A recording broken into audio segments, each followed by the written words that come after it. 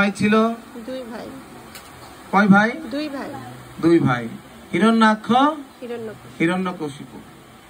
এই দুই ভাই ছিল। মূলত এই দুই ভাই কে ছিল? জয় বিজয়। স্বর্গে বৈকুণ্ঠের দ্বারপাল জয় বিজয়। চতুষ্কুমার যখন একবার এই ব্রহ্মাণ্ডের মধ্যে সর্বশ্রেষ্ঠ জ্ঞানী চার কুমার বাচ্চা শিশু, তারা যখন ভগবান বৈকুণ্ঠে প্রবেশ করছিলেন ভগবানের দর্শনের জন্য, তখন এই জয় বিজয় দুই ভাই এই চার বালককে তাদের দৈহিক দেহ দিয়ে বিচার করে তাদেরকে বলছে, তোমরা এখানে ঢুকতে পারবে না, কেন ঢুকছ, এই বলে তাদেরকে প্রতিহত করে। তখন এই চার ভাই ক্রুদ্ধ হয়ে তখন এই দুই ভাইকে জয় বিজয়কে অভিসম্পাত করে। এই বৈকুণ্ঠে থেকেও তোমাদের জড় বুদ্ধি, এই দেহাত্ম বুদ্ধি তোমাদের গেল না, এই দেহ দিয়ে আমাদেরকে বিচার করছো, তোমাদের এখানে থাকার যোগ্যতা নেই, তোমরা মর্তলোকে চলে যাও। তো এই দুই ভাই সত্য যুগে হিরণ্যকশিপু হিরণ্যাক্ষ হয়ে আসলো, ত্রেতা যুগে এরাই রাবণ আর কুম্ভকর্ণ হয়ে, তারপরে এরাই কংস শিশুপাল হয়ে, এবং এই কলিতে এই দুই ভাই কারা হয়ে এসেছে? জগাই আর মাধাই। তো এইভাবে করে তারা আসলো। তো এই হিরণ্যকশিপু হিরণ্যাক্ষ এত বড় একজন অসুর ছিল। হিরণ্যাক্ষ তার গদার আঘাতে, মুষ্ঠাঘাতে কি করেছিল? এই পৃথিবী এই গ্রহটাকে, সমগ্র পৃথিবীকে তার কক্ষচ্যুত করে রসাতলে নিক্ষেপ করেছিল। রসাতল কোথায়? এই যে এটা হচ্ছে পৃথিবী লোক, এর নিচে অতল, তার নিচে আরেকটা গ্রহ আছে কি, আরেকটা ভুবন আছে, সেটা কি? বিতল। তার নিচে সুতল, তারপর তলাতল, মহাতল, তার নিচে রসাতল, তার নিচে পাতাল। এই রসাতল অন্ধকার, সবচেয়ে নোংরা জায়গা, সেইখানে এই পৃথিবীকে ফেলে দিয়েছিল। তখন ভগবান নোংরা জায়গা থেকে ভালো জিনিসটা বের করে নিয়ে আসে কে? শুকর। নোংরা জায়গা থেকে খাবার বের করে নিয়ে আসে। একই রকম ভগবান ভাবলেন, এই নোংরা জায়গা থেকে পৃথিবী আনবো, এটা কোন রূপ নিয়ে? আমি তাহলে শুকর রূপে অবতার করি। ক্ষিতিরিহ বিপুরতরে তিষ্ঠতি তব পৃষ্ঠে বসতি দর্শন শিখরে ধরণী তব লগ্না ধরিণী কলঙ্ক কলে ব নিমগ্না কেশব ধৃত শুকর রূপ জয় জগদীশ হরে। তখন এই বসতি দর্শন শিখরে, দর্শন মানে দাঁত, দাঁতের উপরে এই পৃথিবীকে ধারণ করে নিয়ে এসেছিলেন। চিন্তা করুন, যখন এই দাঁতের মধ্যে এই পৃথিবীকে বসানো হলো, তখন দাঁতটাকে মনে হচ্ছিল চাঁদের মধ্যে পৃথিবী যেন একটা কলঙ্কের দাগের মতো। তাহলে দাঁতটা কত বড় লেখা ছিল? বিশাল বড় চাঁদের মধ্যে একটু কলঙ্ক থাকে। তো ভগবান বরাহ রূপে এসেছিলেন, দাঁতের মধ্যে পৃথিবী একটা দাগ কলঙ্কের মধ্যে দেখাচ্ছে, দাঁতটা কত বড়। তাহলে সেই বরাহদেব কত বড় ছিলেন, সেই শুকর রূপটা কত বড় ছিল। কিন্তু তাকে কে, ওই হিরণ্যাক্ষকে কে 10,000 বছর যুদ্ধ করে হিরণ্যাক্ষকে কে বধ করেছিলেন? ভগবান বিষ্ণুর অবতার বরাহদেব।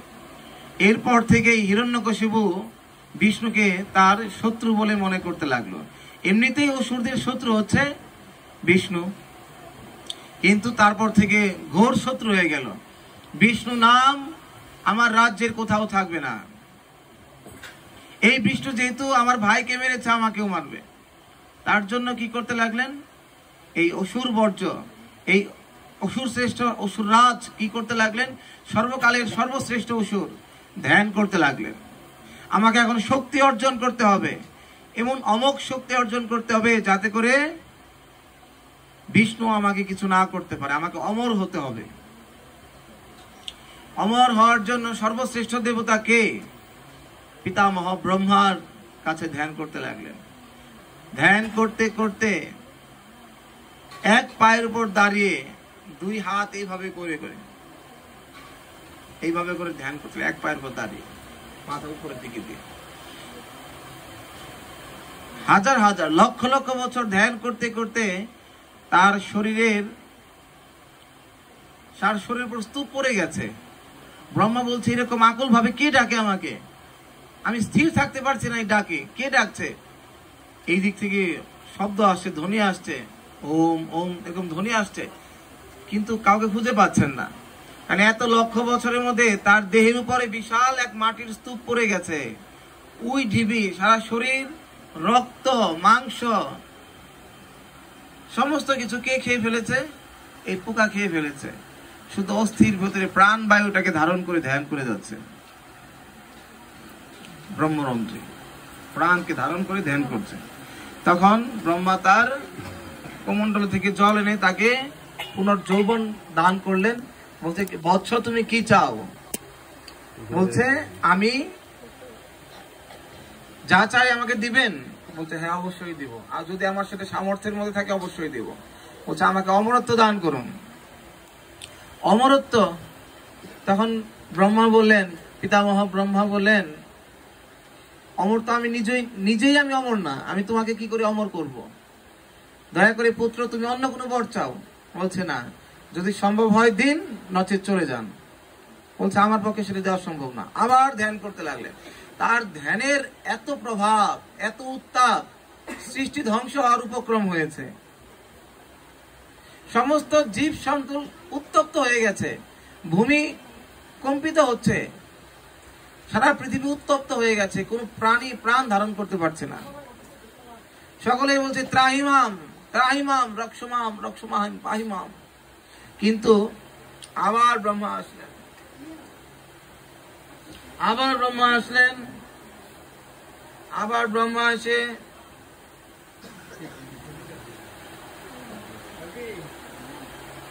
বলছে, পুত্র তুমি কি বর চাও? বলছে, আমাকে অমর করতে হবে। বলছে, অমর তো আমি নিজে না, তুমি বুঝার চেষ্টা করো। আমার কাছে 10 টাকা থাকলে আমি সর্বোচ্চ তোমাকে 10 টাকা দিতে পারবো, তার বেশি না। তুমি অন্য কোনো বর চাও। এই বলার পরে হিরণ্যকশিপু বুঝতে পারলেন, আচ্ছা উনি তো অত্যন্ত নাছোড় বান্দা, উনি তো আমাকে আমার ঈপ্সিত বর দিবেন না। তাহলে একটু চালাকি করে একটু ঘুরিয়ে ফিরিয়ে এর কাছে অমরত্ব নিয়ে নিব। তখন বলেন, আচ্ছা ঠিক আছে, আমাকে এমন বর প্রদান করুন যাতে আমাকে দিনেও মৃত্যু না হয়, আবার রাত্রেও মৃত্যু না হয়। বলেন, তথাস্তু, তাই হোক। তার পরবর্তীতে আবার বললেন, আবার দিনেও না হয়, মৃত্যু না। আচ্ছা, তিনি ভাবলেন, এমনও তো স্থান আছে যেখানে দিন ও রাত্রে কোনো জায়গায় বোঝা যায় না। ঘরের ভেতর দিন রাত কিছু বোঝা যায় না, একই রকম অন্ধকার। বনের ভেতর, তাহলে কি? আচ্ছা, যদি আমাকে বনের ভিতরে মারে বা ঘরের ভিতর মারে, আচ্ছা আমাকে এমন বর দিন ঘরের ভেতরে যাতে মৃত্যু না হয়, ঘরের বাইরেও যাতে মৃত্যু না হয়। ঘরের ভেতর আর বাইরে ছাড়া জায়গা কোথায়? দুইটাই তো জায়গা, ঘরের বাইর আর ভেতর। সমগ্র পৃথিবী ঘরের বাইরে, আর তার ঘরের বাইরে আর ঘরের ভেতর, আর জায়গা কোথায়? বলেন, ঠিক আছে। ব্রহ্মা হিরণ্যকশিপু বর চাচ্ছে, আর একটা করে বর পাচ্ছে, আশীর্বাদ পাচ্ছে, আর সে আনন্দে উৎফুল্লিত হচ্ছে। আমার অমরত্বের দিকে আমি যাচ্ছি। ব্রহ্মা, তুমি বুঝতে পারছো না।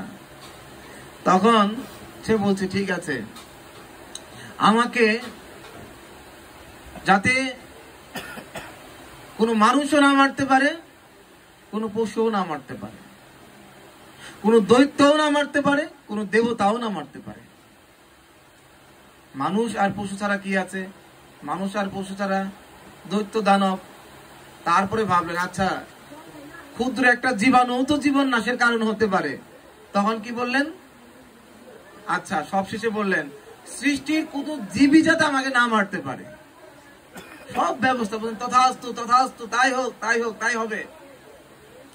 বললেন, আমাকে যাতে ভূমিতেও না মারতে পারে, আমাকে যাতে আকাশেও না মারতে পারে, মাটিতেও না আকাশেও না, আর জায়গা রইল কোথায়?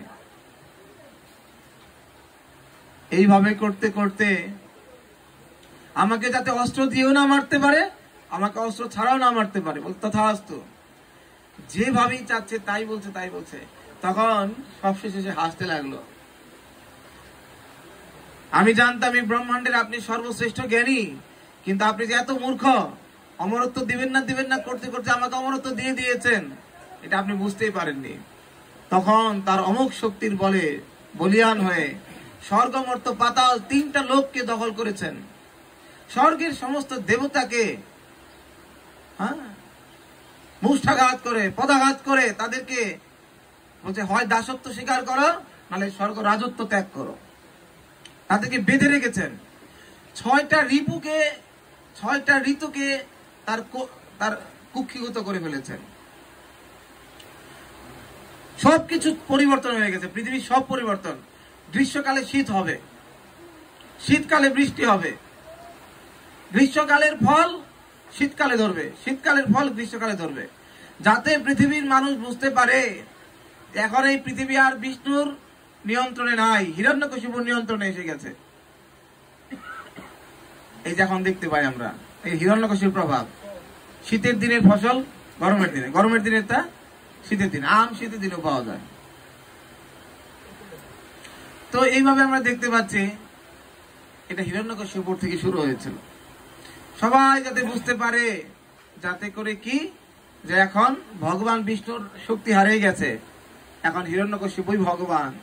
এখন সবাই ওম নমঃ হিরণ্যকশিপু, ওম নমঃ ভগবতে হিরণ্যকশিপায় নমঃ এই বলেই যেন ধ্যান করে।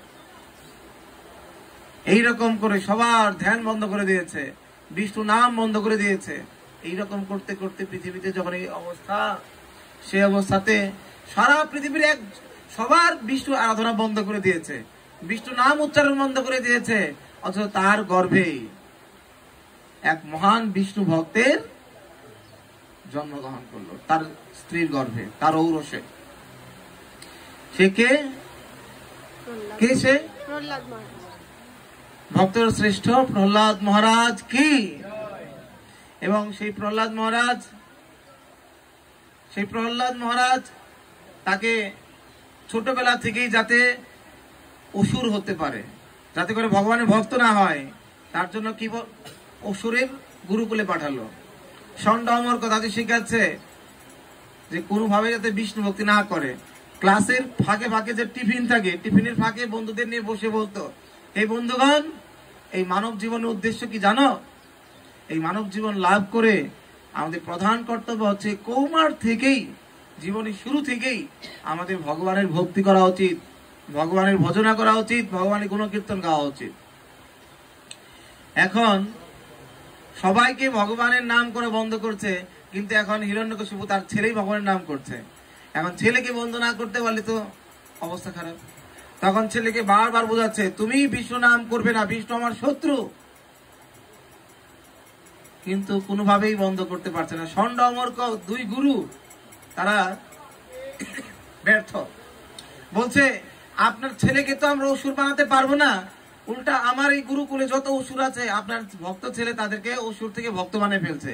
দয়া করে একে তো আমি অসুর বানাতে পারবোই না, একে নিয়ে নিন, অন্তত আমার যেগুলো অসুর আছে তারা যাতে ভক্ত না হয়। তখন হিরণ্যকশিপু তার পুত্রকে বলছে, তুই বিষ্ণু নাম বন্ধ করবি কি করবি না? বলছে না। তখন তাকে কি করলো? বিভিন্ন যন্ত্রণা দিতে শুরু করলো, সুউচ্চ পর্বত থেকে তাকে নিক্ষেপ করলো। কিন্তু ভগবান বিষ্ণু তাকে তার কোলে তুলে নিলেন। তাকে আগুনের মধ্যে নিক্ষেপ করা হলো। তখন কি হলো? ভগবান তাকে সেইখান থেকে শীতলতা প্রদান করলেন। আগুনের তাপটুকু ভগবান গ্রহণ করে তাকে শীতলতা প্রদান করলেন। তাকে কালকুট বিষ পান করানো হলো। বিষটুকু ভগবানকে নিবেদন করলেন, ওম নমো ভগবতে বাসুদেবায়। ভগবানকে নিবেদন করে বিষ পান করছে, বিষটুকু বিষ্ণু পাচ্ছে, আর শিশু প্রহ্লাদ অমৃত পান করছে। তাকে মত্ত হস্তির পদদলিত করার চেষ্টা করলো, কিন্তু যখনই ভগবানকে স্মরণ করছে, ওই হাতি দর্শন করছে, তার প্রভু ওইখানে আছে। হাতি তাকে পদাঘাত না করে তাকে সুরুচা করে প্রণাম করতে শুরু করেছে। সে দেখছে প্রহ্লাদ না, স্বয়ং ভগবান বিষ্ণু। তাকে বিষধর সর্প দিয়ে প্রাণ নাশ করার চেষ্টা করেছে, কিন্তু বিষধর সর্পের কোনো বিষ ক্রিয়া করছে না। এইভাবে করে আমরা দেখতে পারি বিভিন্ন ভাবে তাকে মারার চেষ্টা করা হয়, কোনোভাবে তার মৃত্যু হয় না। এই বার্তা শুনে হিরণ্যকশিপু অত্যন্ত ক্রোধান্বিত হয়ে, ক্রোধোদ্দীপ্ত হয়ে তখন তার কোলের উপর বসাছে। আচ্ছা বৎস, তুমি বুঝার চেষ্টা করো, এই বিষ্ণু হচ্ছে আমার এবং তোমার শত্রু। তখন প্রহ্লাদ বলছে, প্রভু, এই জগতে কেউ কারো শত্রু না, আপনি যাকে শত্রু বলছেন সে আপনার শত্রু না, প্রকৃতপক্ষে আপনার শত্রু আপনার হৃদয়ে বিরাজ করছে। এই কাম, ক্রোধ, লোভ, মদ, মোহ, মাৎসর্য এদের দ্বারা বশীভূত হওয়ার কারণে এরা অন্যকে শত্রু ভাবায়। কিন্তু আপনাদের প্রকৃত শত্রু এই কোন ব্যক্তি নয়, আমাদের প্রকৃত শত্রু হচ্ছে আমাদের এই কাম, ক্রোধ। এই ক্রোধের দ্বারা, কামের দ্বারা প্রভাবিত হয়ে আমরা অন্যকে শত্রু ভাবি, কেউ আমার শত্রু না। এই বলতে বলতে যখন কোনোভাবেই তাকে থামাতে পারছে না, বলছে তোর বিষ্ণু কোথায়, কোথায় তোর বিষ্ণু? এত বিষ্ণু বিষ্ণু বলছে, কই বিষ্ণুকে তো দেখলাম না। বলছে তিনি সব জায়গায়। তোর বিষ্ণু কোথায়? বলছে তিনি সর্বত্র। ইত নৃসিংহ, বলুন ইত নৃসিংহ, পরত নৃসিংহ। বলছে নৃসিংহদেব এখানেও, নৃসিংহদেব ওইখানেও। যত যত জামি তত নৃসিংহ, আমি যেদিক যেদিকে তাকাচ্ছি সব জায়গায় তো নৃসিংহদেব। এই শ্লোকটা বলতে লাগলেন। আমরা প্রতিদিন নৃসিংহ প্রার্থনাতে এই গানটা গাই, নমস্তে নরসিংহায়। নম মানে নমস্কার করি কাকে? নরসিংহায়। নরসিংহ, যার দেহটুকু মানুষের মতো, মুখটুকু সিংহের মতো। নমস্তে নরসিংহায়। কেন আমি তাকে নমস্কার করি, বারবার কেন নমস্কার করি? প্রহ্লাদ আহ্লাদ দায়িনে, যিনি প্রহ্লাদকে, আহ্লাদ, আহ্লাদ মানে কি? আনন্দ দান করেছিলেন। প্রহ্লাদকে আনন্দ দান করেছিলেন। প্রহ্লাদ চমৎকৃত হয়ে গিয়েছিলেন। কিভাবে প্রহ্লাদ কিভাবে চমৎকৃত হলেন? কি আনন্দ পেয়েছিলেন প্রহ্লাদ? প্রহ্লাদকে যখন বললেন তোর প্রভু কোথায়, তখন কি বললেন? ইত নৃসিংহ পরত নৃসিংহ, যত যত জামি তত। এখানেও নৃসিংহদেব, ওইখানেও নৃসিংহদেব। আমি যেদিকে তাকাচ্ছি সেই দিকে নৃসিংহদেব। কোথায় নাই? আপনি বলছেন কোথায়, আর আমি বলছি কোথায় নাই তিনি, এটা বের করে দিন। আপনি বলছেন কোথায় আছে। বহির নৃসিংহ, হৃদয় নৃসিংহ। বাইরেও নৃসিংহদেব, আমার হৃদয় নৃসিংহ। আপনার হৃদয় নৃসিংহদেব বিরাজ করছে। এই কথা বলার সাথে তার হৃদয়ের মধ্যে আঘাত করেন, সাথে সাথে তার হৃদয়ের মধ্যে আঘাত করেন, পদাঘাত করেন। আসলে ওই যখন পদাঘাতটা প্রহ্লাদের বুকে করলো, আসলে প্রহ্লাদের বুকে হয় না, এটা নৃসিংহদেবের হৃদয়ের মধ্যে আঘাত করেছে। তৎক্ষণাৎ নৃসিংহদেব ভগবান সমস্ত ধ্যান থেকে উঠে গিয়ে তার স্থান নৃসিংহ রূপে তিনি প্রকটিত হয়ে গেছেন। যখনই বললেন তোর শ্রী হরিশ কোথায়, সর্বত্র। বলছে এই স্ফটিক স্তম্ভের ভিতরে, পাথরের স্তম্ভের ভিতরে, পিলারের ভিতরে আছে। বলছে হ্যাঁ, এর ভিতরেও আছে। তখন সাথে সাথে দেখি তোর বিষ্ণু কি করতে পারে। সাথে সাথে কি করলেন? এই পিলারের মধ্যে আঘাত করলেন, সাথে সাথে পিলারটা ভেঙে গেল। আচ্ছা, এখন বিষয় হচ্ছে, আমি যদি বলি আমাদের বাংলাদেশের প্রধানমন্ত্রী কি? বাংলাদেশের প্রধানমন্ত্রী খুব দয়ালু। উনি সবার দুঃখের কথা চিন্তা করেন, যে কেউ বিপদে আসতে পারেন। বললাম আমি, এখন আমাদের এক বস্তির একটা লোক বিপদে পড়ে গেছে। এখন ওই বস্তির লোকটা বলছে, তুমি না বললে উনি সবচেয়ে সবার জনদরদি, সবার দুঃখী দুঃখী। কই, আমি না বিপদে পড়ে গেছে, আমার বিপদে আসুক দেখি, তাহলে বুঝতে পারবো তোমার কথা সত্য না মিথ্যা। এখন তো বলে ফেলছে ওই লোকটা, কিন্তু তার কথার মান রক্ষার জন্য কি ওই মুহূর্তে প্রধানমন্ত্রী আসবে? আসবে? বলে ফেলেছে, তাই কি এখন কি আসবে? একই রকম বাচ্চা প্রহ্লাদ বলে ফেলেছে, উনি সব জায়গায় আছে, এটার ভিতরে আছে। লাথি মারলো এটার ভিতরে, মুষ্টাঘাত করলো, কিন্তু বাচ্চা শিশু বলে ফেলেছে। কিন্তু এখন ভগবান বলছেন আমার ভক্ত, এখন যদি ভগবান এখানে না আসেন, সমগ্র জগৎ প্রহ্লাদের কথায় হাসবে, ভক্তের অপমান হবে। শুধুমাত্র তার ভক্তের কথার সম্মান রক্ষা করার জন্য ওই মুহূর্তে ভগবানের আবির্ভাব হওয়ার কথা ছিল না। কোন শাস্ত্রে ওই মুহূর্তে বর্ণনা করে নাই এই মুহূর্তে প্রহ্লাদ, এই মুহূর্তে ভগবান নৃসিংহদেব আসবে, কোন বর্ণনা ছিল না। কিন্তু শুধুমাত্র তার ভক্তের কথার মান রক্ষা করার জন্য, বাচ্চা শিশুটা কথার মান রক্ষা করার জন্য ওই স্ফটিক স্তম্ভকে চূর্ণ বিচূর্ণ করে ভক্তরা ভগবান নৃসিংহদেব প্রকটিত হলেন। জয় জয় ভগবান নৃসিংহদেব কি। তখন প্রহ্লাদ দেখে চমৎকৃত হয়ে গেলেন, আরে আমি তো বলছি আমার কথার মান রক্ষা করতে প্রভু এসে গেছে। প্রহ্লাদ আহ্লাদ দায়িনে, ভগবান নৃসিংহদেব কি না করতে পারেন। বাচ্চা শিশু প্রহ্লাদ তার কথার মান রক্ষা করার জন্য বৈকুণ্ঠ ত্যাগ করে ওই স্তম্ভের ভিতরে তিনি আবির্ভূত হয়ে গেলেন। প্রহ্লাদ আহ্লাদ দান, প্রহ্লাদকে আনন্দ দান করলেন। অবাক হয়ে গেলেন প্রহ্লাদ, আমার কথার মান প্রভু রক্ষা করলেন। এবং তারপরে তিনি কি করলেন? হিরণ্যকশিপুর বক্ষঃ, হিরণ্যকশিপুর বক্ষ। এখন হিরণ্যকশিপুর বুকের কথা বলছেন কেন? হিরণ্যকশিপুর বুক আমাদের মতো বুক ছিল না। তার বুকের উপর অনেক আঘাত এনেছে, কিন্তু কিছু একটা আঁচড়ও ফেলতে পারেনি। প্রথম আঘাত এনেছিল কে? দেবরাজ ইন্দ্র। ইন্দ্র তার বজ্র নিক্ষেপ করেছে তার বুকের মধ্যে। বজ্র বুঝতে পারেন? এই যে বজ্র, এই বজ্র যেখানে পড়ে, বজ্র যদি ইস্পাতের মধ্যে পড়ে ইস্পাত গলে যাবে, লোহা গলে যাবে। এমন কিছুকে গলাতে পারে না, বজ্রের এরকম শক্তি নাই, সবকিছু গলে ফেলতে পারে বজ্র।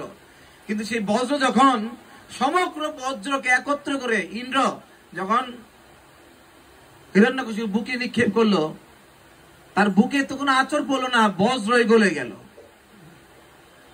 তাহলে কত শক্তি ছিল এই বুকের মধ্যে। হিরণ্যকশিপুর বক্ষঃ, শিলাটঙ্ক, শিলার থেকেও অধিক শক্তিশালী ছিল। কিন্তু ভগবান কি করলেন? শিলাটঙ্ক, শিলার থেকে অধিক শক্তিশালী, বজ্রের দ্বারাও যাকে ভেদ করা যায় না, সেই বুককে কি করলেন? সেই বক্ষকে শিলাটঙ্ক নখালয়ে, নখ দিয়ে, তার নখ দিয়ে এই নখ দিয়ে বিদীর্ণ করে ফেললেন। হিরণ্যকশিপুর বক্ষ শিলাটঙ্ক নখালয়। কি কারণে? শুধু এই কথাটা, ইত নৃসিংহ পরত নৃসিংহ, যত যত জামি তত নৃসিংহ, বহির নৃসিংহ হৃদয় নৃসিংহ, নৃসিংহ মাধব শরণং প্রভুতে। এই কথাটার মান রক্ষা করার জন্য ভগবান, একটা কথার মান রক্ষা করার জন্য ভগবান বৈকুণ্ঠ থেকে ওই অসুরের সামনে উপস্থিত হয়েছেন। তারপর কি করলেন? তব কর কমল বরে নখম অদ্ভুত শৃঙ্গম। কারা কারা এই প্রার্থনাটা পারে? জানা আছে এই প্রার্থনাটা? নমস্তে নরসিংহায়, কারা কারা জানেন? এটা গান না আপনারা? হায় হায়, এই বিপদের সময় এই প্রার্থনা না জানলে আর কবে এই প্রার্থনা শিখবো আমরা? নৃসিংহদেবের প্রার্থনা জানি না, যিনি বিপদেরও বিপদের কারণ, মৃত্যুরও মৃত্যু স্বরূপ, ভয়েরও ভয় স্বরূপ। ভয় যাকে থেকে ভয় পায়, ভয়ের দেবতা। যৎ বিভীতি স্বয়ং ভয়ং, ভয়ের দেবতা যাকে থেকে ভয় পায়। শনি দেবতা যাকে থেকে মনে করে, শনি দেবতা যাকে থেকে নিজেকে ইঁদুরের মতো, মুশিকের মতো ভয় পায়, জড়সড় হয়ে যায়, শনি দেবতা। মহাকাল যাকে থেকে বারবার নমস্কার করে, মহাকাল সবার মৃত্যুর যে কারণ, সেই মৃত্যুর দেবতা নৃসিংহদেব থেকে ভয় পায়। করজোরে বারবার করে নমাম মহম, বারবার নমামি নমামি নমামি, বারবার নমস্কার করে, প্রভু আমার ভুল ক্ষমা করো, অপরাধ ক্ষমা করো। কত দুর্ভাগ্য আমাদের। এখনো নৃসিংহদেবের কত বিপদের সময় যাচ্ছে, অথচ নৃসিংহদেবের মা তো জানি না, নৃসিংহদেবের এখনো মহিমায় আমরা করি নাই। দয়া করে বোঝার চেষ্টা করুন। তব করো কমল করে, তব, তব মানে হে প্রভু আপনার, করো, কর মানে হচ্ছে কি? হাত। আপনার হাত হচ্ছে কমল বরে। কমল মানে কি? পদ্ম ফুল, পদ্ম, পদ্মপত্র। এই জগতের মধ্যে সবচেয়ে সফট, কোমল, সবচেয়ে কোমল, সবচেয়ে নরম কোন ফুলের পাতা? কে বলতে পারেন? পদ্ম ফুলের পাতা। এটা ওই যে সূর্য ওঠার সাথে সাথে কি হয়? সহ্য করতে পারে না, তাপ সহ্য করতে পারে না, প্রস্ফুটিত হয়ে যায়। সরি, কি বলে? হ্যাঁ, সংকুচিত হয়ে যায়, সহ্য করতে পারে না। এত নরম এই পদ্ম ফুলের পাপড়ি, সবচেয়ে নরম। তাই ভগবানের হাত এত নরম, এটাকে কি কমল বরে, বর মানে অনেকগুলো পদ্ম ফুল, অনেকগুলো পদ্ম ফুলের পাপড়ির মতো নরম ভগবান নৃসিংহদেবের হাত। বুঝার চেষ্টা করুন। তব করো কেমন, আপনার হাত কেমন? কমল বরে, পদ্ম ফুলের পাপড়ির মতো নরম, ধরলে মনে রক্ত বের হবে এরকম। বাচ্চা শিশুর হাতে থেকেও নরম। এইরকম নরম হাতের মধ্যে তব করো কমল বরে নখম, নখম এইরকম ধারালো, সুতীক্ষ্ণ ধারালো নখ, নখম। যে নখ দিয়ে কি করেছিল? যে বজ্র দিয়ে ভগবানের হিরণ্যকশিপুর বুককে বিদীর্ণ করা যায় না, কিন্তু এই নখ দিয়ে হিরণ্যকশিপুর বুক বিদীর্ণ করেছিল। তাহলে কিরকম ধারালো আর কিরকম শক্ত নখ ছিল নৃসিংহদেবের। নখম এইরকম নরম একটা হাতের মধ্যে এইরকম ধারালো একটা নখ, এটা অদ্ভুত কিনা? অদ্ভুত শৃঙ্গম, এই যে শৃঙ্গার, এই যে সাজ, এই যে সজ্জা, এটা অদ্ভুত, অতি অদ্ভুত। শুধুমাত্র নৃসিংহদেবের নখের বর্ণনা করে অদ্ভুত 100টা শ্লোক রচনা করেছেন। নৃসিংহদেবের এই নখ কিরকম ধারালো, কিরকম অদ্ভুত, নৃসিংহদেবের নখের স্তুতি করে 100টা শ্লোক রচনা হয়েছে। অদ্ভুত সিংহম, দলিত হিরণ্যকশিপু, হিরণ্যকশিপু দলন করলেন, দলন করার পরে তনু ভৃঙ্গম, তার তনু দেহটাকে ভগবানকে খুব খুব কষ্ট করতে হয়েছিল, দাঁতে দাঁতে কামড় দিয়ে এরকম করে মারতে হবে, এরকম। তনু ভৃঙ্গম, ভৃঙ্গ মানে ভ্রমর, বাচ্চা শিশু একটা ভ্রমরের দুইটা কি পাখাকে, ভ্রমরের দুইটা পাককে আলাদা করতে খুব শক্তি লাগে। একটা বাচ্চা শিশু অবলীলায় এরকম করে অনায়াসে দুইটা পাক নাকি আলাদা করে ফেলতে পারে কিনা? তো একই রকম বাচ্চা শিশু যেরকম ভ্রমরের দুইটা পাককে আলাদা করে, নৃসিংহদেব হিরণ্যকশিপুর বুককে এরকম অনায়াসে এরকম বিদীর্ণ করেছিলেন। তাহলে কি শক্তি ছিল ভগবান নৃসিংহদেবের। যারা শাস্ত্রে বলা হয়েছে এই নৃসিংহদেবকে কেশব ধৃত নরহরি রূপ, এই নৃসিংহদেব আর কেউ নয়, এই কেশব সাক্ষাৎ কৃষ্ণ। এই কেশব আজকে ধৃত ধারণ করেছেন কিরূপ? নরহরি রূপ, যার অর্ধেকটুকু মানুষের মতো, অর্ধেকটুকু পশুর মতো। কারণ কি? শুধুমাত্র তার ভক্তকে রক্ষা করার জন্য, ভক্তের মান রক্ষার জন্য। যে ভগবান তার ভক্তের একটা কথার সম্মান রাখার জন্য এই জগতে মুহূর্তের মধ্যে পশুর রূপ ধারণ করেও আসতে পারে, সেই ভগবান তার ভক্তকে রক্ষা করার জন্য কি না করতে পারে? যদি এই ভগবানের কেউ আশ্রয় গ্রহণ না করে, তার বিপদ কিভাবে যাবে? সেই জন্য আগামী 11 মে কিবার পড়েছে? হ্যাঁ, রবিবার। আগামী 11 মে রবিবার এই নৃসিংহদেবের আবির্ভাব তিথি। প্রহ্লাদ মহারাজ এইভাবে যখন হিরণ্যকশিপুর বুককে মেরে এরকম করে নারী ভুড়িকে ছিঁড়ে, একটা না সব নারী ভুড়ি ঢিল দিয়ে ফেলে দিয়েছে, কিন্তু একটা নারী ওইখান থেকে মুখে ভগবান দিয়ে খাওয়ার চেষ্টা করছেন, অত্যন্ত তৃপ্তির সাথে খাচ্ছে। সবাই বলছে কি ব্যাপার, ভগবান এই অসুরের নারী খাচ্ছে কেন?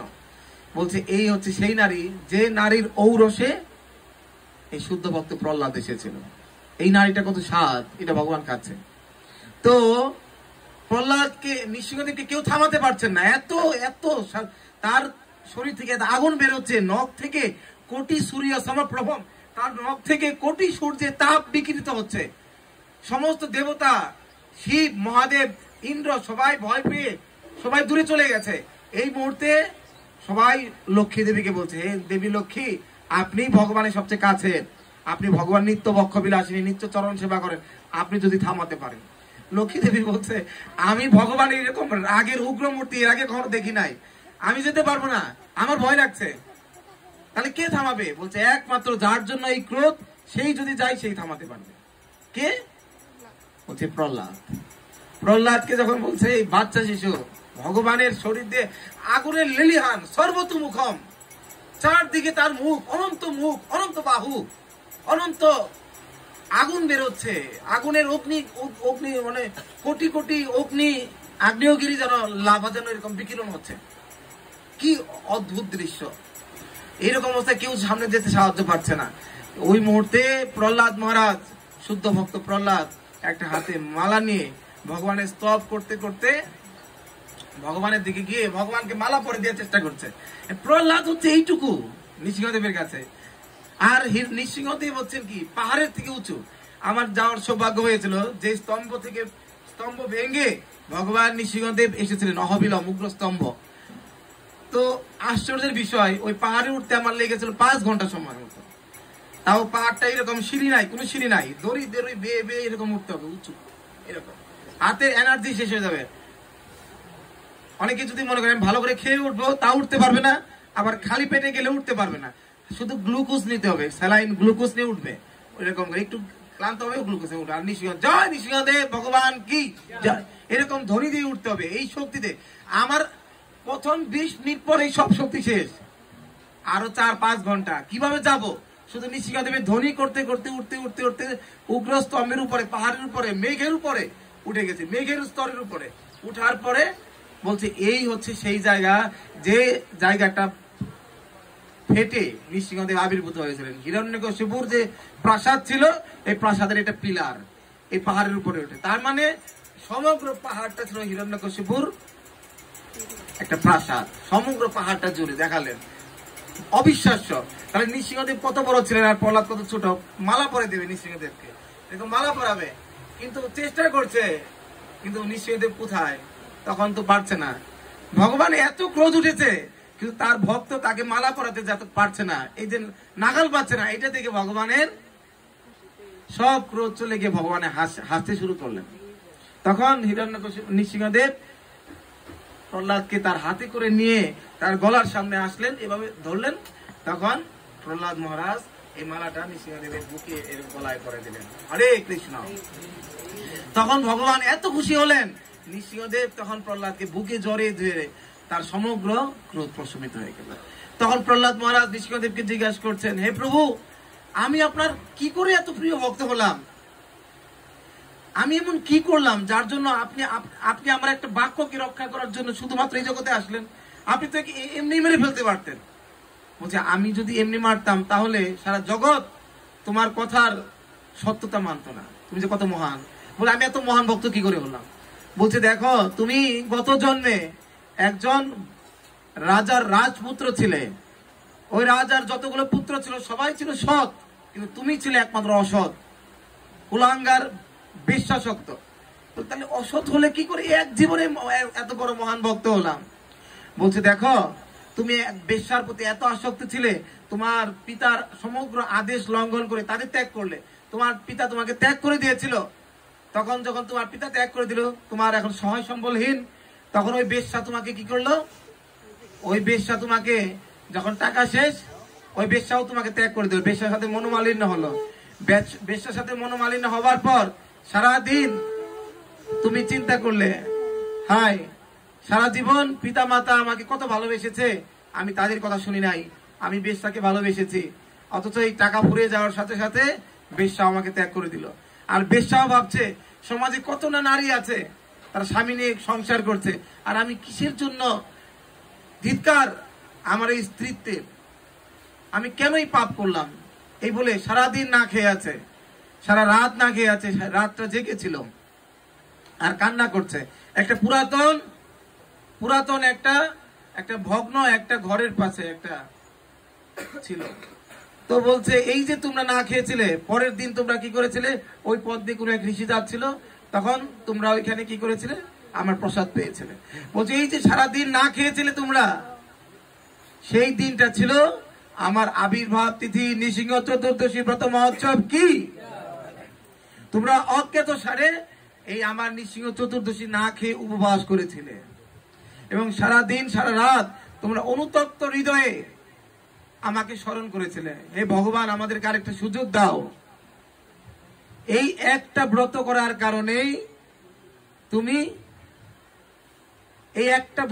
কারণেই তুমি এই বেশ্যাসক্ত জীবন থেকে মুক্তি লাভ করে, তুমি এই শুদ্ধ ভক্ত প্রহ্লাদের প্রহ্লাদের জীবন লাভ করেছ।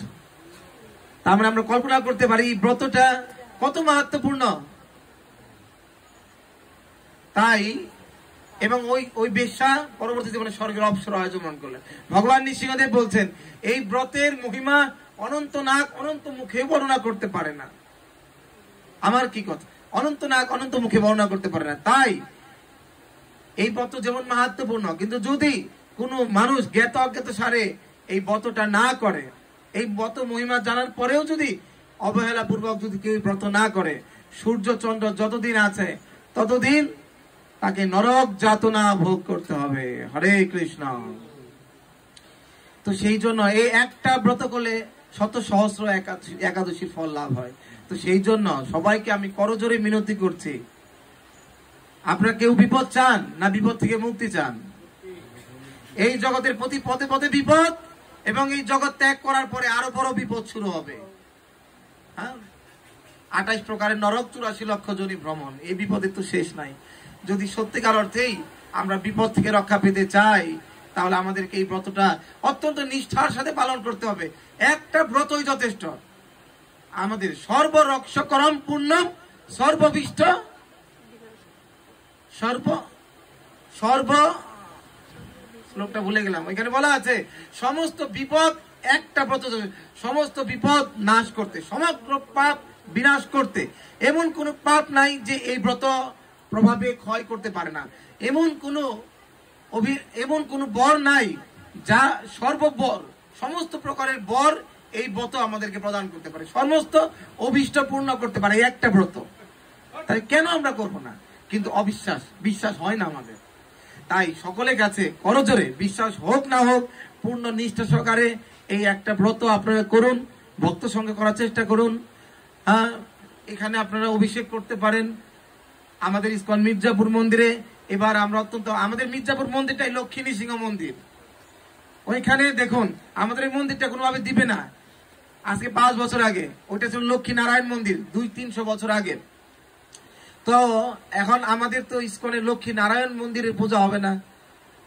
তো এখন কি হলো, তখন আমরা কি বললাম, মালিককে বললাম, মালিক বলছেন মন্দিরের নাম হতে হবে লক্ষ্মী নারায়ণ। এখন আমাদের তো লক্ষ্মী নারায়ণ মন্দির হয় না। তো তখন আমরা তাকে বললাম, ভগবান নৃসিংহদেবের চিত্রপট দেখলাম লক্ষ্মী নৃসিংহ। তখন আমরা লক্ষ্মী নৃসিংহদেবকে বললাম, প্রভু আপনি কৃপা করে সব বিপদ দূর করে দিন। এই মন্দিরের নাম লক্ষ্মী নারায়ণ আর লক্ষ্মী নৃসিংহ একই জন। তো আমরা এই মন্দিরের নাম রাখবো লক্ষ্মী নৃসিংহদেব। তো নৃসিংহদেবের কৃপাতে গৌর পূর্ণিমার দিন সমস্ত বাধা বিপদ সংকট কাটিয়ে আমাদের ওইখানে নৃসিংহদেব অপার কৃপায়, এত জায়গা ঝামেলা ছিল, সব ঝামেলাতে মুক্ত হয়ে লক্ষ্মী নৃসিংহদেবের কৃপায় মন্দিরটা হয়ে গেল। এবং ওই মন্দিরের নামও হলো লক্ষ্মী নৃসিংহ গৌরনিতায় মন্দির কি। তো ওইখানে আমাদের হাজারো ভক্তের সমন্বয়ে ওই নৃসিংহ চতুর্দশী ব্রত হবে। আমাদের এই নৃসিংহদেব এত কৃপাময় একজন, কত কাহিনী বলবো, শুধু আমাদের মন্দিরে বলি। একজন অনেক সুন্দর, নাম হচ্ছে চিন্ময়ী সাহা, মির্জাপুরে। তো তার এত সুন্দর চেহারা, মেয়েটা অনেক শিক্ষিত, কিন্তু কোনোভাবেই বংশ পরিচয়, এত মানে সম্ভ্রান্ত পরিবারের, তো ভালো ছেলে দেখতে দেখতে এখন কি হয়ে গেছে, ভালো ছেলে দেখতে দেখতে এখন তার কি হয় না, এখন তার লাস্টে বয়স চলে গেছে 5, 6, 7 বছর চলে গেছে, এখন আর বিয়ে হয় না। এখন কোনো পুত্র সন্তান ভালো কোনো বর পায় না। এইভাবে করতে করতে তার বয়স 30 হয়ে গেছে। এখন সবাই 30, 31 বয়স, 32 বয়স, এই ব্রত করে, ওই ব্রত করে, এই যে কি বলে বড়ের বিচি খায়, তারপরে খায়, তেঁতুলের বিচি খায়, কাঁচামরিচ খায়, এটা ব্রত আছে না, বিপদনাশিনী। হ্যাঁ, এরকম বিপদনাশী ব্রত করছে, কত ব্রত করছে, কিন্তু কোনো ব্রতে কাজ হচ্ছে না। তো আমি একবার বললাম আমার পিসাতো বোন, আমি বললাম দেখো জীবনে অনেক ব্রত করছো, এত কঠিন ব্রত করতে হবে না। ব্রত করতে করতে কান্না করে দিয়েছে, বমি করে দিয়েছে ব্রত করতে করতে, এত ব্রত করতে। তুমি আমার কথা বিশ্বাস করো, এই নৃসিংহদেবের একটা ব্রত করো। তার মা করতে দিবে না, বলছে এই দেবতার রূপ দেখতে তো আমার ভয় করে, এই দেবতার করতে দিব না। আমি বলছি একটা, আমার কথা বিশ্বাস করো, একটা ব্রত করো। ওই বসে ও সবাইকে না জানিয়ে সাহেব বাড়ি, ওই যে রহমদা প্রসাদ স্যার সাহেব বাড়ি, ওই আমার একটা কথা শুনে ওই ব্রতটা করলো, কাউকে জানাই নাই, কাউকে পরিবারে কেউ জানে না। আর সন্ধ্যার সময় আমি বলছি শুধু এসে শুধু জল ঢেলে দেওয়া, বলছে আশেপাশে কেউ জানলেও সমস্যা। মাথার উপর ঘুমটা দিয়ে ওড়না পরে এসে সিরিয়ালে এখনো শুধুমাত্র নৃসিংহদেবকে জল ঢেলে চলে গেছে। আমি নৃসিংহদেব প্রসাদ পরে পাঠিয়ে দিলাম। বৈশাখ মাস, তারপরে জ্যৈষ্ঠ মাসেই তার একটা সম্বন্ধ আসলো নৃসিংহদেবের কৃপাতে। ছেলে হচ্ছে জনতা না কোন ব্যাংকের এজিএম মানে তো বড় পোস্ট, বুঝতে পারেন, ঠিক আছে। এবং ওই মাসে তার জ্যৈষ্ঠ মাসে সম্ভবত আষাঢ় না শ্রাবণ মাস, কোনো একটা মাসে তার 1 মাস পরে ওই ছেলের সাথে বিয়ে হয়ে গেল। তারপরে স্বামী সহ আমাদের মন্দিরে নৃসিংহদেবের কৃপা প্রণাম করতে আসলো, তখন স্বীকার করলো নৃসিংহদেবের অনেক কৃপা, এখন থেকে আমি আর নৃসিংহ ব্রত বাদ দিব না। তো এইরকম আরো অনেক কিরকম কাহিনী আছে, ঠিক আছে। তো সেই জন্য আমি সবার কাছে অনুরোধ করবো, এরকম হাজারো কাহিনী আছে মায়াপুরের নৃসিংহদেবকে নিয়ে, কত কিছু ঘটেছে। দয়া করে আপনারা কেউ এই ব্রতটা বাদ দিবেন না, এই ব্রত পালন করুন। আমাদের গতবার আমরা নৃসিংহ যজ্ঞ করেছিলাম, প্রায় 50 জন ভক্ত এখানে যজ্ঞ করেছিল। এবার আমাদের সংকল্প, নৃসিংহদেবের যদি সহায় থাকেন, আমরা 108 জন যজমান নিয়ে এবং 18 জন পুরোহিত নিয়ে আমরা এবার নৃসিংহদেবের বিশাল সর্ববিঘ্ন বিনাশন মহা নৃসিংহ যজ্ঞ মির্জাপুরে অনুষ্ঠিত হতে যাচ্ছে। হরি বল। এর আগে কেউ দেখেছেন কিনা জানি না, দেখেছেন এরকম? আপনাদের নিমন্ত্রণ রইল, আপনারা আসতে পারেন। সেই সর্ববিঘ্ন বিনাশনে 108টা পরিবার ওইখানে যুক্ত হবে, আপনারাও যুক্ত হতে পারেন, আমাদের সাথে যোগাযোগ রাখতে পারেন। তাহলে পরে আপনারা ওইখানে এবার আমাদের বিশেষ আমরা সমগ্র মন্দিরের দুয়ারটা, আমাদের ইচ্ছা আছে সমগ্র মন্দিরের দুয়ারটা ওই যজ্ঞের কুণ্ড হবে, চারদিকে সমস্ত ভক্তরা বসবে, এখানে পরে বিশেষ যজ্ঞ হবে। তো আপনারা আসুন, নৃসিংহদেবের মহিমা জানুন। নৃসিংহদেব ওইখানে গেলে নৃসিংহদেব সম্বন্ধে ভক্তি আপনাদের আরো বৃদ্ধি পাবে, আমি নিঃসন্দেহে বলতে পারি। এবং সহস্র সহস্র জোড়া তুলসী দিয়ে নৃসিংহদেবের 1008টা নাম আছে, সেই নৃসিংহদেবের 1008টা নাম ভগবান নৃসিংহদেবের পৃথিবী জানার জন্য, আমাদের সমস্ত বিঘ্ন সমস্ত অভিষ্ট পূরণের জন্য নৃসিংহদেব এত কৃপাময়, খুব মুহূর্তের মধ্যে আমাদেরকে কৃপা করেন, বিশ্বাস করুন আর না করুন। তো সবাইকে নিমন্ত্রণ, আগামী 11 মে আমাদের মন্দিরে আসবেন। আর আপনারা সকলেই নৃসিংহদেবের অভিষেক মহারম্বরপূর্ণ হবে, হাজারো ভক্ত নিয়ে মহা অভিষেক হবে। আমাদের টাঙ্গাইল থেকে বাদ যেতে পারে, আপনারা যোগাযোগ রাখতে পারেন, সেখানে যেতে পারেন, সেখানে অভিষেকে অংশগ্রহণ করতে পারেন, মহাপ্রসাদ পাবেন নৃসিংহদেবের। চাইলে আপনারা যজ্ঞেও 108টা পরিবারের মধ্যে কেউ অংশগ্রহণ আপনারা চাইলেও করতে পারেন। এটা আমরা নৃসিংহদেবের কাছে সংকল্প করেছি, 108টা যজমান নিয়ে আমরা এবার নৃসিংহ মহাযজ্ঞ করবো। জয় জয় ভক্তরেখা ভগবান শ্রী নৃসিংহ মহাদেব কি, ভক্তরাজ শ্রী প্রহ্লাদ মহারাজ কি, জগৎ গুরু শিল প্রভুপাদ কি, স্বামী গৌর ভক্তবৃন্দে কি, হৃদয় গৌর প্রেমানন্দে। আর যাদের যাওয়ার